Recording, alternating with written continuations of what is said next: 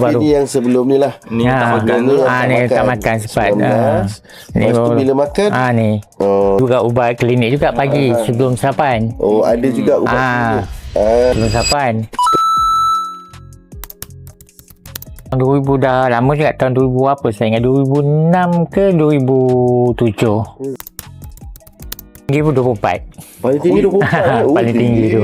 Ni lepas saya makan baru dia turun lah. Oh, yang ni awal-awal tu lah. Dah tak lama dah. Oh, Ni baru lagi. Oh, yang baru. Buku baru, buku lama. buku baru.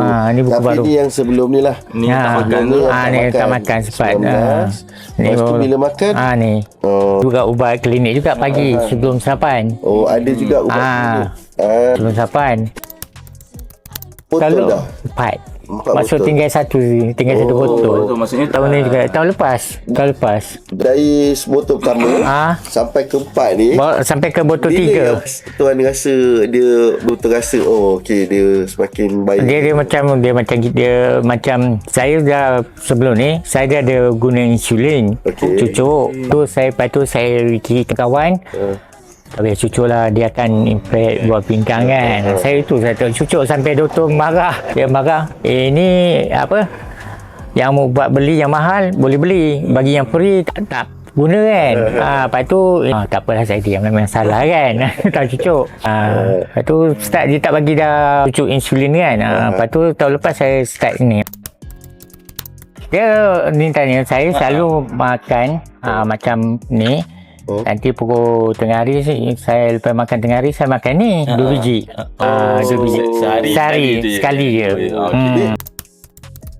Ni sebelum saya makan ni kerap juga kencing malam tu. Kerap lepas makan ni dengan ubat ni dia macam kurang lah, nyenyak tidur lah. Kadang saya pukul 3 main NSAP, pukul 3 pukul 4 tidur, bangkit pun okey, ringan badan, tak ada mengantuk pun tempat kerja, okey lah. Sebelum ni saya pakai guna stevia. Gula stevia kawal gula stevia. Lepas tu lama saya dah beli ni, saya tak pakai lah. Kosnya jimat ni lagi kita boleh beli combo kan. Sekali berap kan.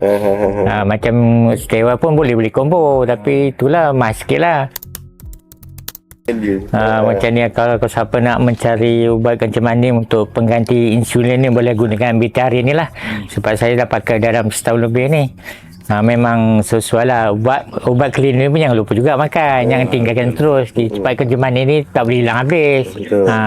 Saya cuba ni lah, memang okey lah, kawal gula, insulin tak payah pakai. Tapi sampai saya tengok feedback bateri ni, tengok tak pakai insulin kan, saya yakin, memang saya yakin lah ambil ni.